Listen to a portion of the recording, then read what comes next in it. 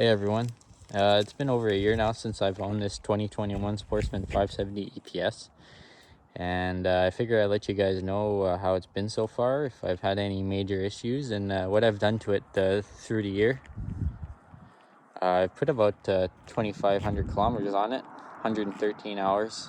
Did quite a bit of riding last year, hoping to do a lot of big rides this summer, so quite exciting. First thing I did, I had some dirt diggers, they were called. They were an aggressive mud tire, so after that I rode them for about a month and a half. I decided I wanted to go to a more all-terrain tire. These are Bronco coverts. They're kind of like a knockoff Bighorn, and I like them. They function really well on the trails. They still do pretty good in the mud. I went up to a 26-inch, just a bigger tire.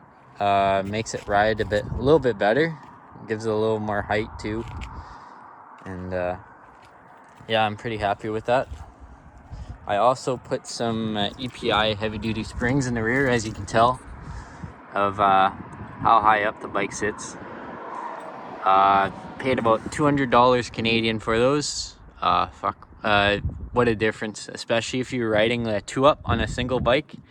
It just keeps the bike level so it doesn't squat all the way down, and you end up bottoming out on everything. And with these springs, like, man, it's crazy. Go over rocks and stuff like that. I was always afraid of whacking on the bottom of the frame, and I don't even touch it anymore. So yeah, those are great. I got a shifter too, just the shifter from I forgot what the company's called. Custom Moto Quad. They sell like shifters and stuff like that, and I know they sell throttle levers as well if you're interested. I did have a K&N filter in this thing, and then I switched it out for a uni filter, just because the uni filter is a 2-stage filter, and it gets pretty dusty when we go riding here, so I figured I switched to that just to be safe. And as you can see, I also did that modification I made in the previous video. It's holding up quite well. Like, there's a little bit in there, but it doesn't go.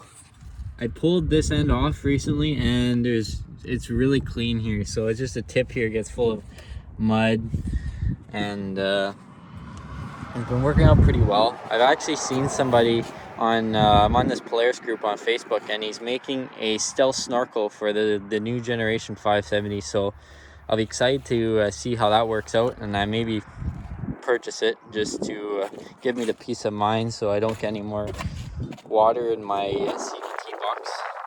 And also, I had to change out my belt because I did get some water. I went out riding last fall with my brother, and he's got a 2018 450 Sportsman, and we're just going through puddles and stuff like that, and all of a sudden, I went onto the highway, I gunned it, and the belt just squealed away and spinning. I wasn't moving anywhere, so I had to pull the plug, and just water kept draining out for about like 30 seconds straight. So drove it home, pulled the cover off. Sure enough, when I got warranty work done at the Polaris dealership, they didn't put the seal in right that goes around for the gasket, and it pinched it and it cut, so it wasn't sealing properly, so water was actually getting in. So I got a new gasket, put it in, and yeah, it's been good ever since. So unfortunate, I had to buy a new belt. The machine doesn't even have that many kilometers on it, but it's the way it goes, I guess. The box, this is the Kimpax Nomad box. I absolutely love it. I highly recommend it if you're looking for a box to store all your gear, your recovery gear and all that. It also fits a passenger. My girlfriend sits on the back, and she says she's very comfortable with it. And also you have a little spot for your gas can right here if you really like. I also finally got the rear bumper for the 570. I really like it. It's very, very big. Like, I thought it was going to be a smaller piece of tubing, but wow. It looks like it'd be able to take a hit if you ever did, or you hit a tree or something like that. But I waited about 3-4 months for that because they were on back order last year. But nope, I'm very happy I got that. And besides that, I got heated grips. The OEM Polaris I highly recommend too, just because they're plug and play. So there's a harness already in here, and you just plug it in, you put your switches in, you take your grips off, and you put the heated element in, you slide it back on. And they were great, especially when I was ice fishing in the wintertime. Get my hands really warm. And they worked out great. I think I paid about 150 Canadian for that as well. And I also bought a light bar and a harness. I haven't installed it yet, but I'll hopefully be installing that soon.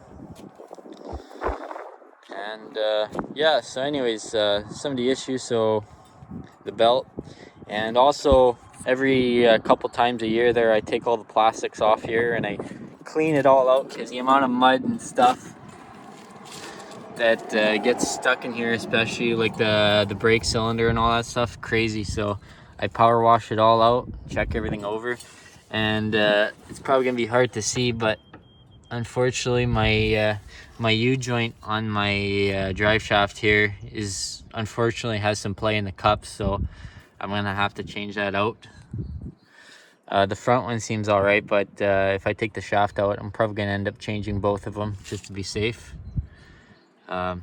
I wish they had like grease fittings on, like a grease fitting on these U-joints, because you know these things are constantly getting full of mud and water and stuff like that, and you never know if the seal on the rubber caps are any good, so like, water can get in there and pins break and you know all that fun stuff. So the only so I'm gonna have to go Polaris dealer and get some U-joints, take that out, and get that all fixed up. It's not a huge job, but still kind of a pain in the ass that that happened.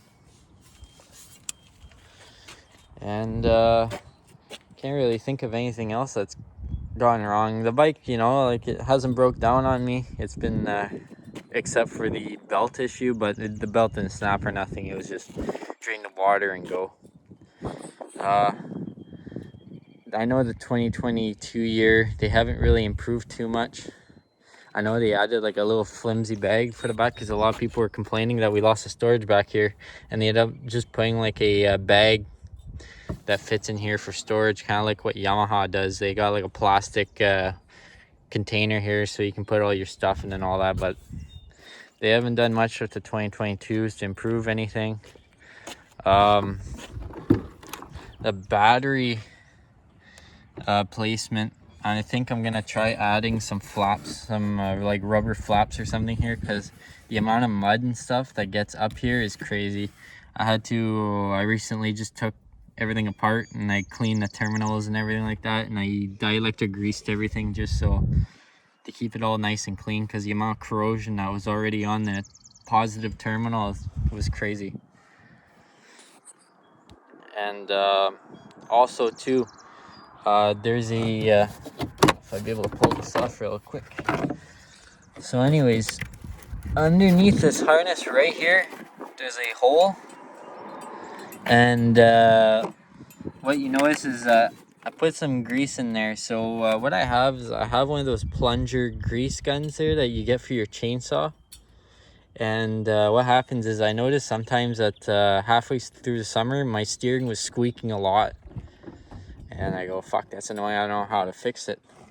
And my uncle actually showed me a trick on his older machine. Is he grabbed one of those and you just put 3 fucking squirts of it in there, and all of a sudden the steering, it quietens right up. Crazy. I didn't even know that was there. The manual doesn't say anything about it or fuck all. So very glad I found that out. So if you ever get like squeaking in your steering, that's a good idea, just to give it a few pumps of grease. You can get that grease gun. It'd be like in your chainsaw aisle in your hardware store. I paid like $10 for it, or it has a grease in it. You just fucking get it and go. But yeah, I think that's about it. I'm gonna get a clutch kit for it in the summertime, just to help me get some bottom end torque out of it. Kind of a little sluggish, I find, but what can you do? Anyways, I think that's about it for my review. If you have any questions or anything, let me know. I know it's probably not the greatest review. I'm not that great at them. I just like to give my opinion and try to help people out. And yeah, anyways, you guys have a good day, and catch you on the next one.